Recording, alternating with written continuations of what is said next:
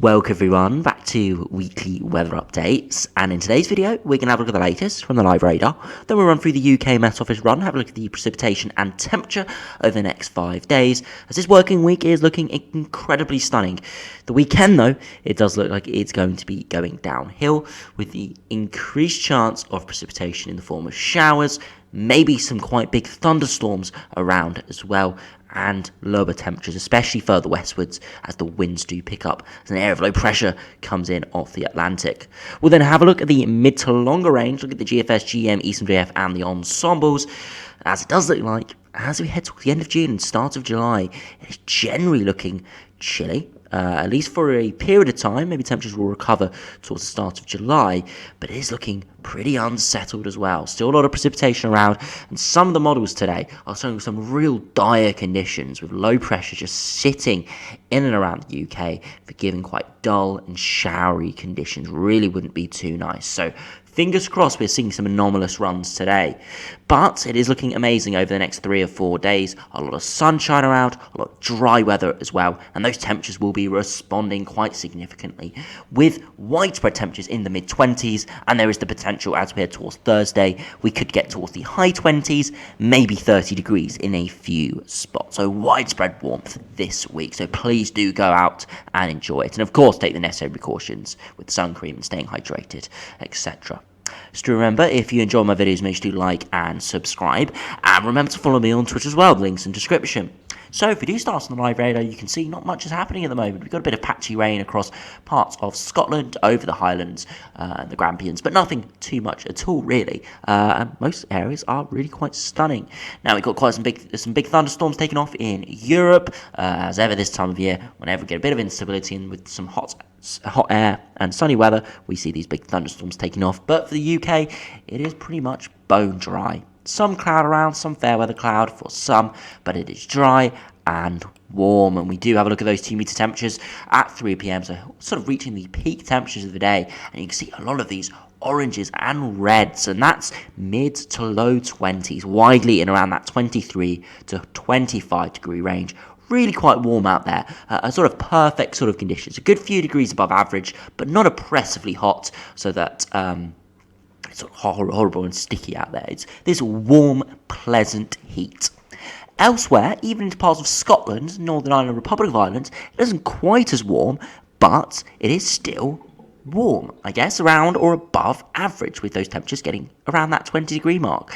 And considering what we've had there recently, it's pretty nice indeed. And, you know, last week when we had that very hot weather in England and Wales, we were seeing much cooler conditions across Scotland and Ireland and Northern Ireland. But with this sort of setup, we're seeing widespread warmth. Not quite peaking as much in England and Wales, but a more widespread warmth, which I think a lot more people are going to enjoy and appreciate. You can see those temperatures really are peaking across England. And you can see further southwards into parts of France and Germany, we are very warm. Yes, these areas have got slightly hotter conditions, but also have got associated thunderstorm risk as well. So ideal conditions in the UK at the moment, and that's going to continue over the next few days. So if we do have a look at the UK Met Office run, see how it does, what it does show over the next 5 days. And you can see that weather front that was heading in last night, but it has degraded away. And you can see this afternoon, a lot of drier weather. Some cloud around, as you can see there, some white showing up, some thicker cloud for some, and a few patches of rain, especially across Scotland and maybe the far north of England. But it is pretty nice, warm and pleasant. As we head into tomorrow, those temperatures continue, and the conditions continue really with those temperatures as well. Even more sunshine around. You can see much less of those whites on there, so more sunshine more widely, and that's going to contribute to slightly higher temperatures. But they do peak most likely on Thursday. You can see really quite nice on Thursday. A few showers, though, maybe starting to appear in the far west. So Thursday could see the peak temperatures, but some areas could start to see heavy showery risk start to come in. Maybe some thunderstorms with that as well. And the proper unsettled weather starts to arrive on Friday with widespread shower and thunderstorm risk. You can see those darker reds within some of these showers, and that is torrential rain and thundery activity. And we have to, of course, have a look at that nearer the time. But it does look like as we head towards Friday, Saturday time, we will see the increased risk of a lot of pop-up showers and thunderstorms. And you can see further westwards, a more organised weather front, which could again give more persistent rain and thundery activity. Beyond that, that precipitation does move in further eastwards, and you see a little system coming in the far southwest there. Could be some heavy, more organised thunderstorm cells there through Friday night, and generally just a lot of heavy showers and rain as we head into the weekend. So it will still be not too bad in the weekend. Those temperatures will be dropping, especially further westwards. May hold on in the east, especially on Saturday, may hold in the low to mid-20s, but that warmer air is going to get swept away. If we do have a look at those upper air temperatures, by early hours of Sunday, that warm air to our east is getting swept away by Atlantic air, and if we go back to, let's just say Thursday, for example, you can see a lot of that warmer air around 10 to 13 degrees at 850 HPA. That's getting completely swept away by the weekend with much cooler conditions coming in. So as I said, Saturday could hang on to the warmer conditions, but by Sunday, Monday time, it's going to be much chillier. Again, nothing crazy cold, but back towards sort of high teens, maybe peaking around 20 degrees. If you look at the max temperatures, you can see today those temperatures getting to around 22 to 24 degrees. Mid-20s, really quite pleasant. You could see the isolated 25, 26 degrees somewhere. We'll have to see this evening what that temperature does peak out at. If you have a look at Wednesday, again, widely 25 to 26 degrees. A few spots getting towards 27, maybe 28 or 29 degrees. And very similar as we head into Thursday. Perhaps even slightly warmer in a few spots, 28, 29, maybe 30 degrees. But a few caveats in further westwards and southwards as we do see that thundery activity perhaps taking off. So that will very much moderate the temperatures. If we do see those thundery activity take off with more cloud, it will hold those temperatures down a bit. But if we don't, we'll highly likely get towards high 20s, maybe peaking at 30 degrees. As we head towards Friday, the best conditions will be further eastwards. Still possibility of 24, 25 degrees as we hold on to the warmer air. But further westwards across parts of the Republic of Ireland and Northern Ireland, much chillier, mid-teens to low teens as we see precipitation moving in and heavy thundery showers for England and Wales. And into Saturday, could hold on to that warmer air in the far east of England again, but elsewhere back towards mid to low teens, maybe high teens for a few areas, as much chillier conditions do start to take hold. And as I said, by Sunday, it will be sort of those mid to high teens for all areas. So yeah, turning much chillier.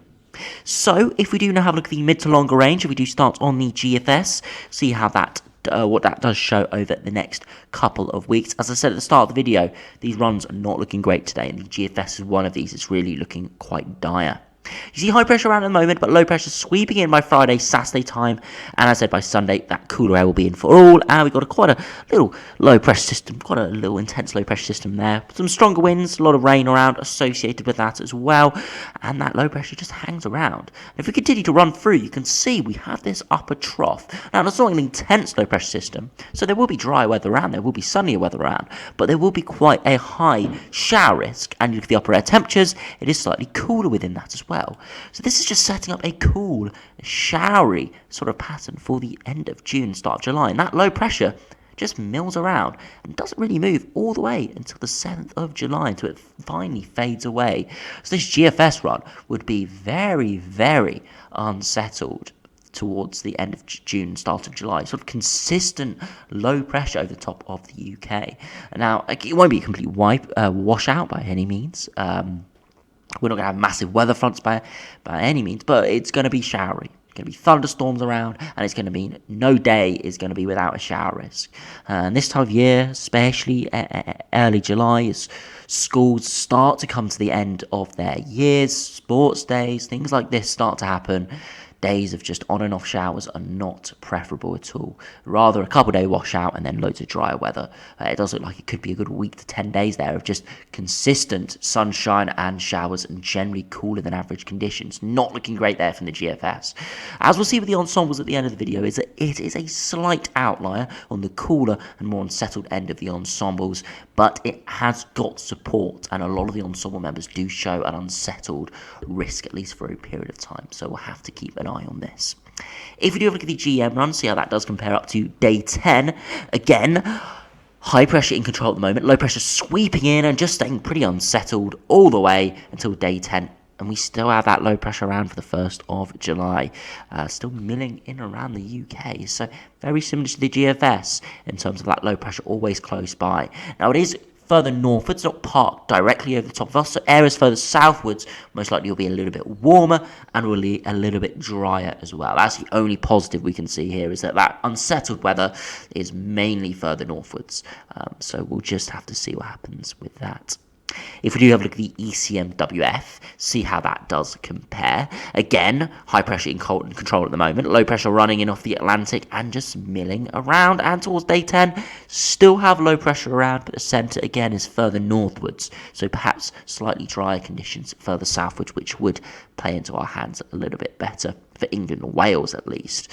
So yeah, not looking great from these main models at sort of the day 5 to day 10 time frame. Looking pretty unsettled, pretty cool with the north to northwesterly airflow, and yeah, a lot of low pressure, which would mean showery, cool conditions. Not looking great for the end of June and start of July at this stage. Things can change very quickly, but at this stage, not looking too great.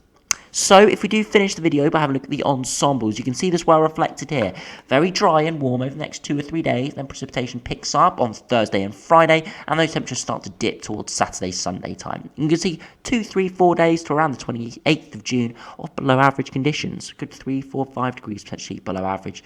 Pretty chilly indeed, with highs around the mid to high teens. So not cold, but chilly, especially with precipitation around. Beyond that, as we head towards the end of June and start of July, temperatures do recover to around average, but you can see the operational GFS there is slightly below most of the ensemble members, so it is a cooler outlier, but it isn't completely without any support. There are quite a few ensemble members in and around that mark, and still quite a lot of precipitation from the ensemble members as well. There is a bit of a heat spike there from some of the ensemble members around the 1st of July, which we can't discount, that we are seeing maybe 5, 6, 7 of them, so maybe around sort of a quarter going for a very warm spell, warm push of air around sort of the end of June, start of July. So there is potential there, but only a few runs going for that at this stage.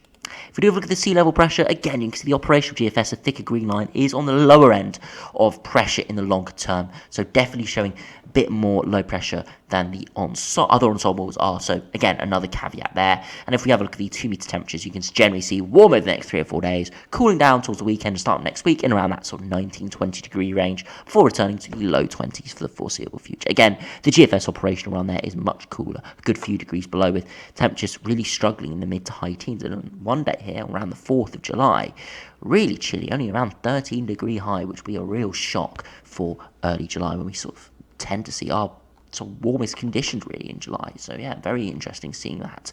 Hopefully, as I said, it is an outlier today.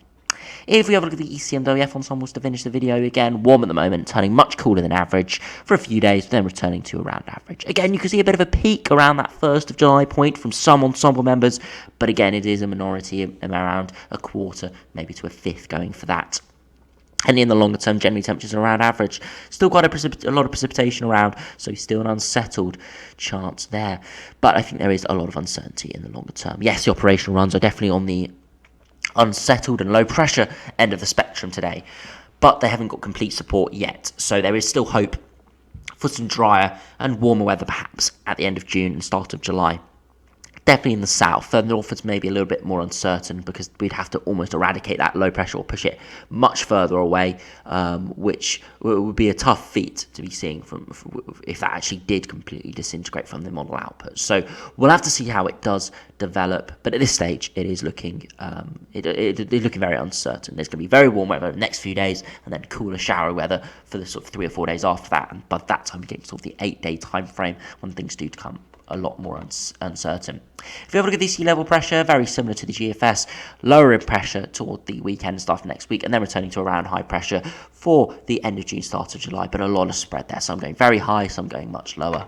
And if we do finish by just having a look at the 2 meter temperatures over the next couple of weeks, very warm over the next 3 or 4 days, then returning to around or below average, around the high teens, 20 degree mark, and then in the longer term, back towards the 20, 21 degree mark, so not too bad there. So as I said, make sure you enjoy the next few days. It is going to be pretty pleasant conditions. It's going to be warm, it's going to be sunny, so do go out and enjoy the sort of mid to high 20s temperatures. And as I said, it's going to be widespread warmth. Scotland, Northern Ireland, Republic of Ireland are all going to be seeing these very warm conditions. I know those areas have missed out from that warmer weather last week, but they're going to be seeing it this week. Mid-20s, very, very possible for quite a few areas, especially sort of eastern side of hills, getting a bit of a fern effect going on there.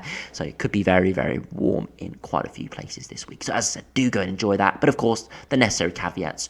Sun cream, as UV levels are incredibly high this time of year, especially further southwards, and of course stay hydrated. Even though those temperatures are not too extreme, people still get dehydrated and can get into some issues, especially if you are vulnerable. So do take those necessary precautions.